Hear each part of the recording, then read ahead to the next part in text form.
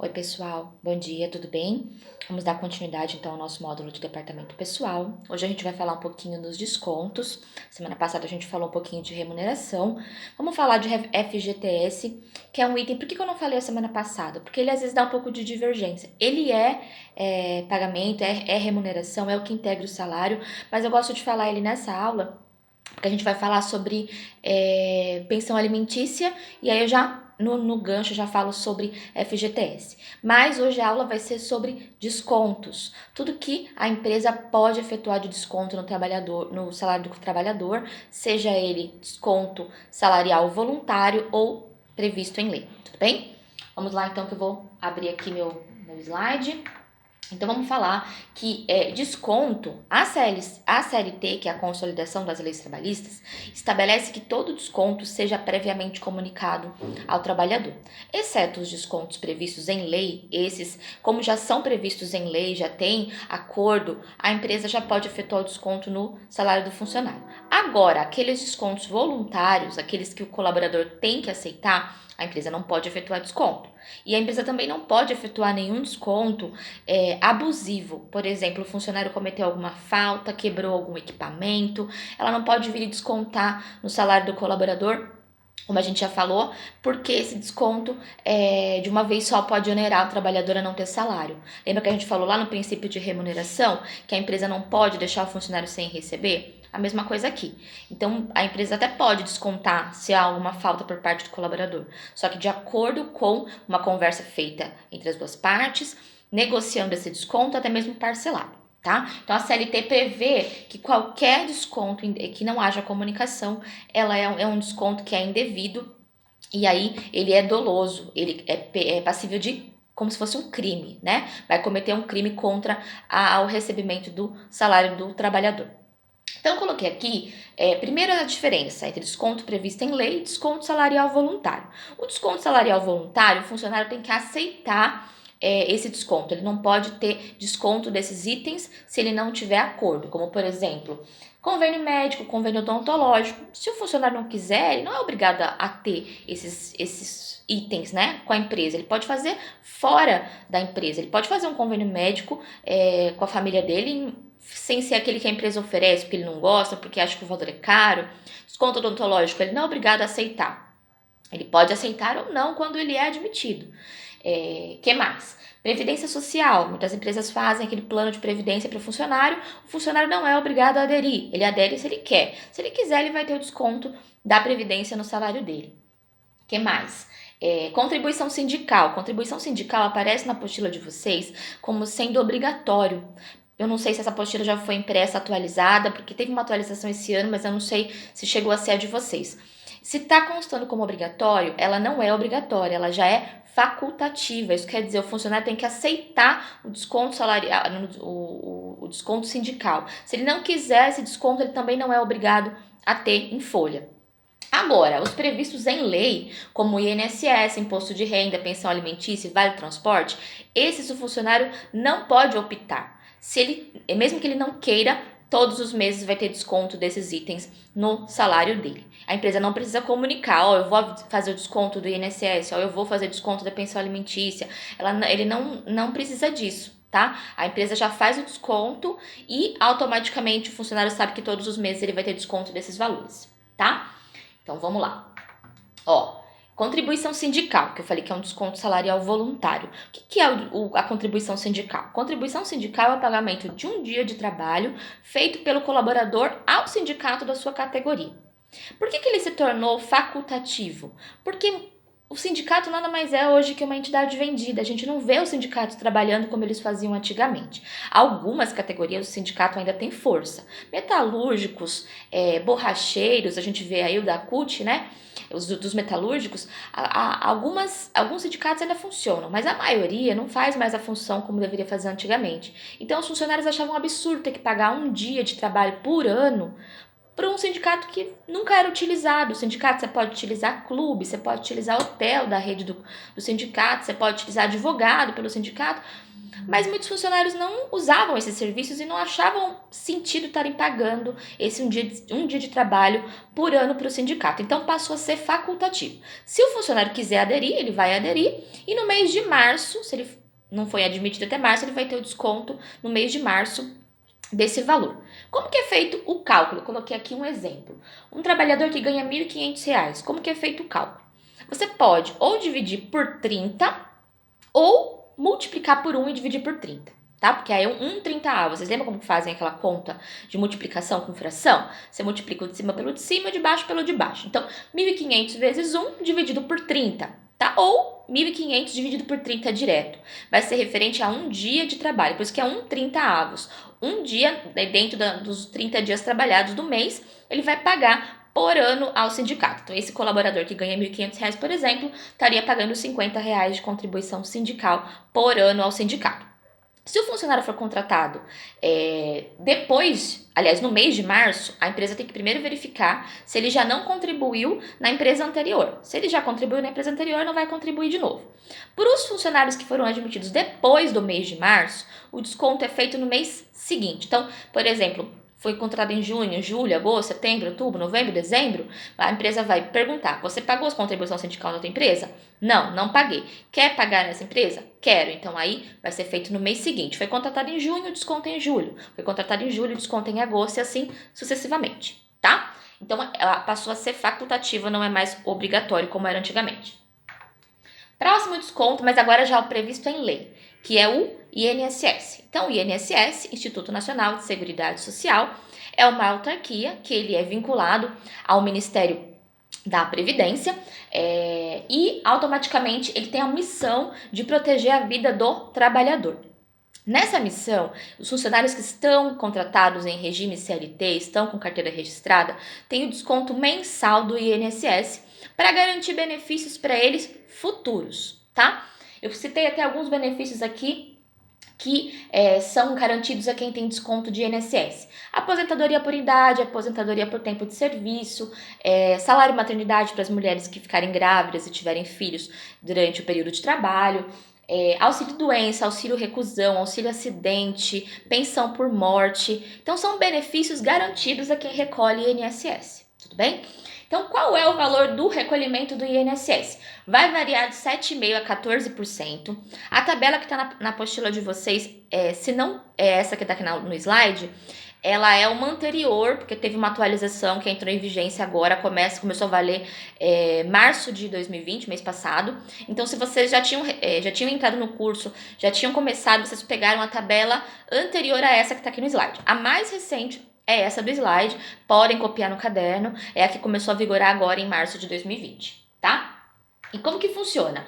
Olha lá, quem ganha 1.045 até 1.045 tem um desconto de 7,5% sobre o salário base. Quem ganha de 1.039 a 2.089, 9%. Quem ganha 2.089 a 3.134,40, 12%. Quem ganha de 3.134,41 até 6.101,06, que é o teto máximo do INSS, tem um desconto de 14%, tá? Então, segue essa faixa. Como que você faz o cálculo? Primeiro você verifica qual é o salário do colaborador, vê em qual faixa ele se enquadra e aí você faz o cálculo referente à faixa salarial dele. Eu fiz um exemplo aqui para vocês, ó, no próximo slide. Um colaborador que ganha, por exemplo, R$ 3.200. Qual o valor descontado do INSS? R$ 3.200, por exemplo, tá lá na última faixa, para quem ganha de 3.134,31 até 6.101,06. Então, automaticamente, ele entra na alíquota de 14%. 14% sobre os 3.200, vocês fazem o cálculo ou na calculadora 3.200 vezes 14%, ou 3.200 vezes 14 dividido por 100. É aquele mesmo cálculo com fração que eu falei. Multiplica o de cima pelo de cima, de baixo pelo de baixo. O 100 multiplica por 1, porque o 3.200 embaixo você coloca o número 1 e os 14% é 14, embaixo 100. Então, 3.200 multiplicado por 1 dá 3.200, dividido por, 3.200 multiplicado por 14 e dividido por 100, tá? essa conta vai dar R$ 448.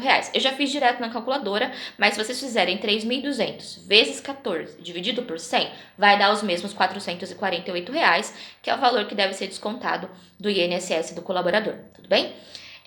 Lembrando que quem ganha mais que 6.101, que é a última faixa lá da nossa tabela, o desconto máximo é de 14%. Não tem mais que 14% de desconto, tá? E o teto máximo em valor também é 6.101,06. Então, se o funcionário ganha muito, tem um salário muito alto, os 14% exceder 6.101, o desconto máximo é de 6.101, tá? 6.101 é a última alíquota e é também o último valor a ser descontado de INSS, para quem ganha muito, né? Não é o caso da maioria da população que vai aí se enquadrar talvez na primeira, na segunda, na terceira faixa, tá? Que é a grande maioria da população. Então, segue esse critério de desconto. Depois do INSS, o próximo desconto previsto em lei é o imposto de renda. O imposto de renda retido na fonte. Primeiro eu expliquei sobre imposto de renda, que é um imposto pessoa física que todos nós vamos pagar, independente se você é registrado ou não, se você está em CLT ou não. O imposto de renda ele é um imposto pago aos cofres públicos por pessoas físicas. Todo mundo que tiver rendimento anual, e aí esse valor vai variar. Por exemplo, eu coloquei aqui o rendimento do ano de 2019. Quem teve rendimentos no ano de 2019 que superaram 28.559,70 vão ter que fazer imposto de renda. Os pais de vocês, ou até mesmo vocês, já fazem esse imposto de renda anualmente. Se você teve menos que 28.559,70, você faz a declaração dizendo que você não atingiu o rendimento mínimo. Se você recebeu acima desse valor, você tem que declarar com que você recebeu, onde você gastou, e talvez a empresa até possa te ressarcir. Aliás, os cofres públicos podem até te ressarcir de algum valor que você tenha pago em convênio, escola, algum serviço público que você utilizou, que você pagou, por exemplo, e o serviço público tinha que te dado gratuitamente. Escola, saúde são direitos básicos do brasileiro. Se você paga porque você não tem um serviço de qualidade, automaticamente os órgãos públicos têm que te ressarcir isso no imposto de renda. Você vai declarar o quanto você recebeu, no que você pagou, e aí o governo vai avaliar se te restitui ou se você paga imposto de renda. Isso é o imposto de renda. O imposto de renda retido na fonte, esse já vem descontado direto no holerite de quem trabalha com carteira registrada, estabelecido em CLT. O imposto de renda retido na fonte é uma obrigação trabalhista. Então vocês vão falar assim, professora, então eu pago todos os meses descontado em folha e ainda vou pagar o imposto de renda se o governo achar que eu tenho que pagar porque eu tive rendimentos acima de 28.559? A resposta é sim, você vai pagar isso 2 vezes. Mensalmente descontado em folha e depois, se você não comprovar que você teve gastos suficientes para restituir o imposto de renda. Tudo bem? Então, o valor descontado de IRRF está na tabela, na página de vocês, 239. Também segue uma tabela de faixas, tá? De acordo com o salário, tem a faixa salarial e o valor que é descontado do IRRF, tá? É bem simples, é como a gente fez a tabelinha lá do INSS. Você olha o salário do funcionário, vai ver qual que é, na última coluna, qual é o valor que vai ser descontado.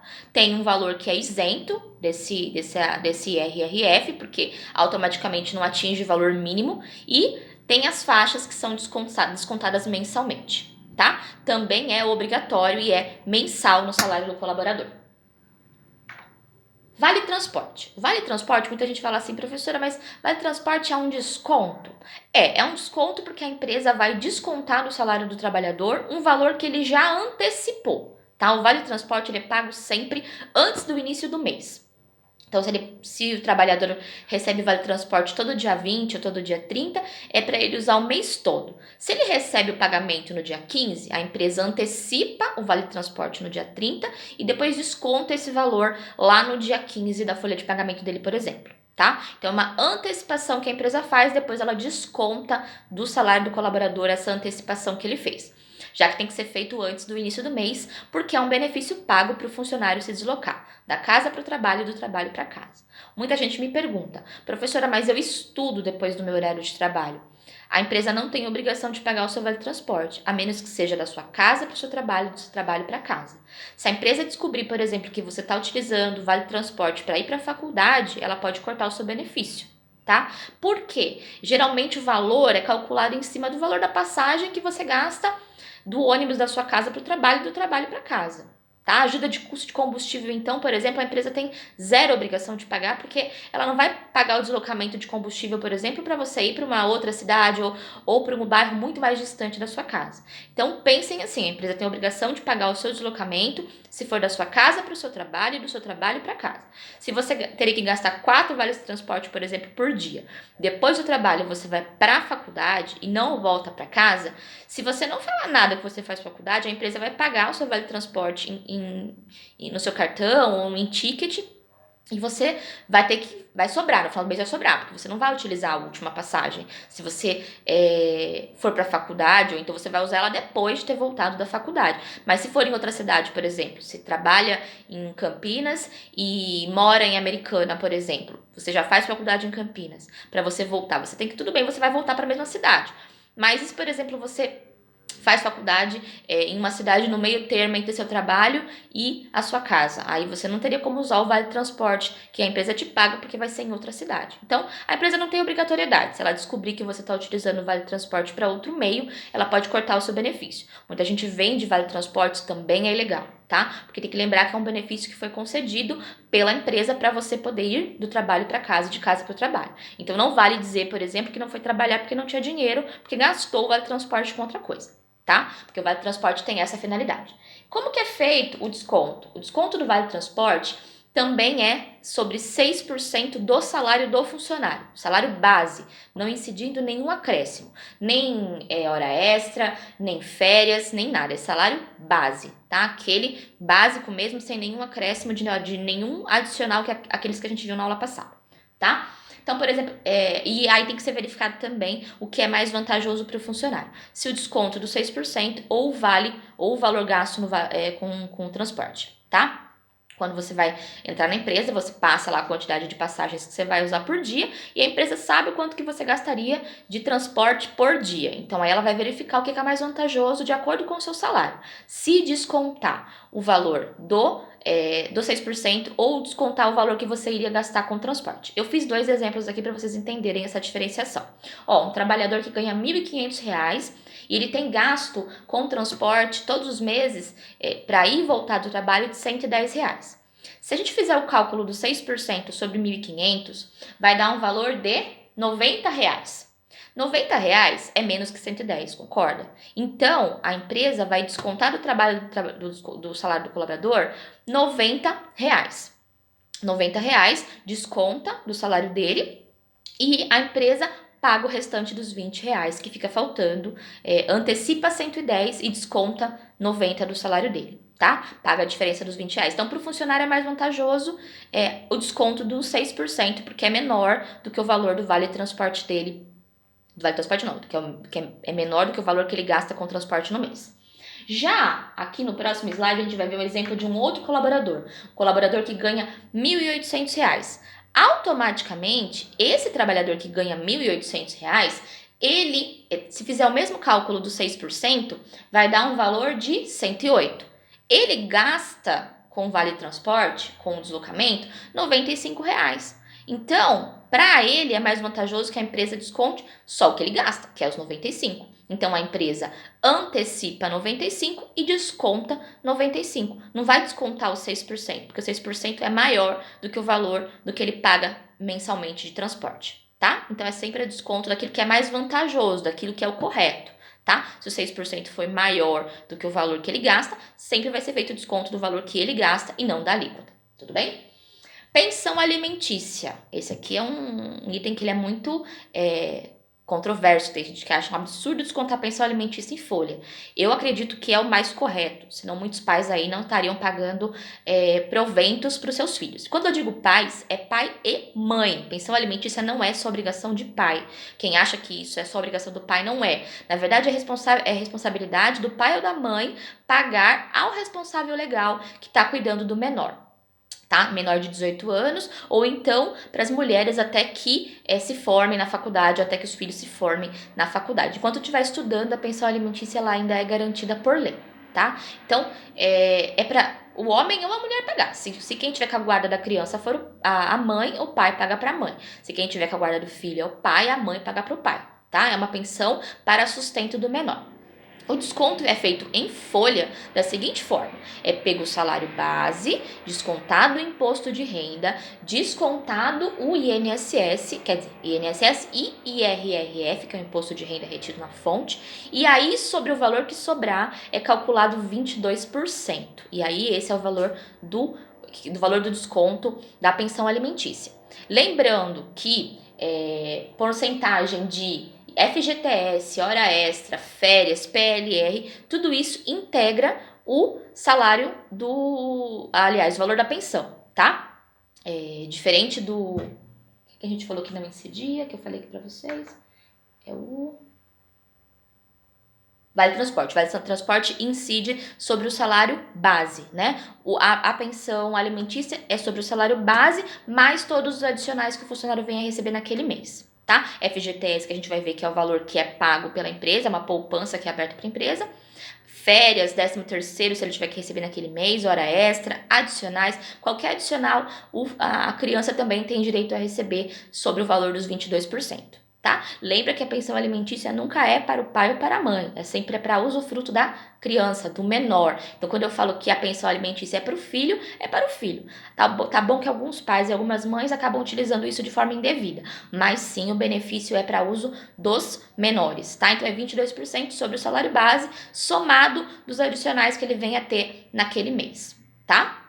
Então, o salário base, somou lá todos os adicionais, descontou o IRRF, descontou o IRF, já me perdi, gente, desculpa. Descontou o INSS e o IRRF, e aí automaticamente calcula-se os 22% e vai ter aí o valor da pensão alimentícia que vai ser descontado do salário e vai direto na conta do responsável legal do menor, tá? Se é a mãe que vai receber ou o pai que vai receber, tá? Então, os descontos previstos em lei, eles acabam aqui, tá? Salário família e FGTS entram como valores que a empresa ou o governo pagam para o menor ou para o trabalhador. O salário família, ele é pago também de acordo com o salário do colaborador para os filhos dependentes. Salário família, na verdade, é uma ajuda que o governo instituiu a ser paga para trabalhadores que têm um salário menor.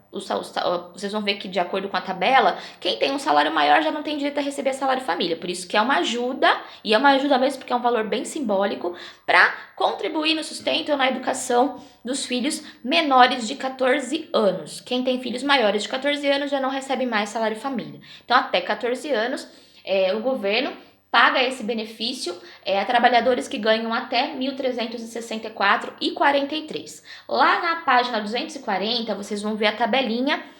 São dois valores distintos. Um valor para quem recebe até 908, a apostila não está aqui comigo, mas é até 908 e um pouquinho. E depois a segunda tabela para quem ganha até 1.364,43. São dois valores pagos por dependente, por filho. Então, se tiver 5 filhos, vai ser multiplicado 5 vezes aquele valor daquela tabela, tá? Para vocês entenderem. Se eu tiver um filho só, vai ser pago somente para um filho. Sempre filhos menores de 14 anos ou inválidos. Inválidos aí que tenham qualquer tipo de doença ou algum tipo de doença crônica ao longo da vida, tá?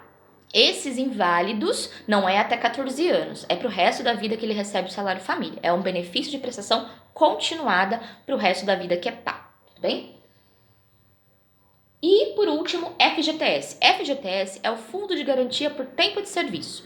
Esse valor a empresa paga numa conta, não cai no salário do funcionário, por isso que eu não queria colocar junto com remuneração, porque esse valor ele não é pago mensalmente na conta do funcionário, não cai somado ao salário dele.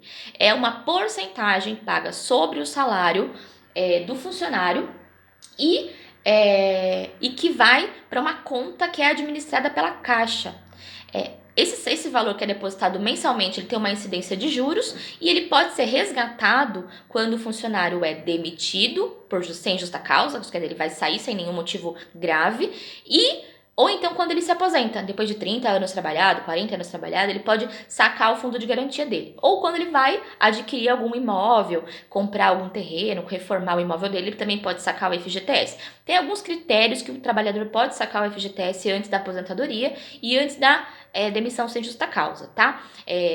Se eu não me engano, funcionários que tenham tido alguma doença grave, como câncer, AIDS, que tenha tido morte do cônjuge, que é esposo ou a esposa, tem direito a sacar antes, tá? Mas segue alguns critérios, em via de regra, o saque é quando o funcionário é desligado da empresa sem justa causa ou quando ele se aposenta, tá? Ou para compra de imóvel, aí ele pode abater, se ele vai fazer, por exemplo, financiamento em algum banco privado ou no banco da Caixa, ele usa o FGTS para abater na compra do imóvel. Ele pode usar esse valor para isso. Tá? Então, como que é feito o cálculo do FGTS? É 8% sobre o salário do empregado, salário base, então não incide nenhum valor sobre, é só o salário base do funcionário. 8% desse valor, todos os meses é depositado na conta que a empresa abre para o funcionário na Caixa. Essa conta do FGTS é aberta na primeira empresa que o trabalhador é registrado. Vai ser a mesma conta que vai ser administrada por todas as empresas que ele venha passar seguintes. Tá? Então, a empresa vai depositar mensalmente até o dia 7 de cada mês o valor de 8% do salário base desse funcionário. Eu não falei sobre isso em remuneração porque eu não queria que vocês confundissem com o valor que soma ao salário. É uma poupança que a empresa abre em nome do funcionário e que mensalmente ela deposita essa alíquota de 8%. Tudo bem? É isso. Finalizamos então descontos, salário família e FGTS. Eu quero que vocês façam para mim a atividade da página 200 à página 243, não fazendo, por isso eu coloquei exceção, com exceção das seguintes perguntas: 16, 17, 26, 27, 28, 30 e 37. Então essas vocês não fazem. Todas as demais vocês fazem no caderno, naquele mesmo esquema que a gente está acostumado. Perguntas e respostas à caneta, letra legível, para contar nota e presença para vocês. Tudo bem? Quanto a recebimento de atividade posterior, gente, por favor, sejam criteriosos. Eu tenho recebido muito pedido para enviar atividade depois do horário. Vocês têm uma semana para fazer essa atividade. Não deixa para fazer no último dia. Faz a atividade no dia anterior. Tira as fotos e no outro dia você pode mandar a foto de onde você estiver. Você pode enviar do seu trabalho, você pode enviar da rua se você tiver 4G, de qualquer lugar que tiver sinal de Wi-Fi. Eu não vou aceitar reclamações mais do tipo: ai, professora, eu tô sem internet. Desculpa, gente, mas qualquer lugar hoje tem sinal de 4G e de Wi-Fi. Você pode entrar em qualquer lugar que você consegue a conexão. Tá? A menos que a pessoa esteja trabalhando no dia anterior e emendou o trabalho, para alguns casos, eu não vou poder aceitar. Porque se você fizer a atividade com antecedência, você consegue postar sim no horário. Tá? Eu tenho aceitado, tenho sido muito condescendente em receber, aceitando com 50% da nota, mas a coordenação já me deu orientação para não receber se não for um caso muito, muito restrito. Tá? Caso contrário, zerou nessa nota e vai ter que recuperar na próxima. Tudo bem? É isso, pessoal. Até a próxima aula.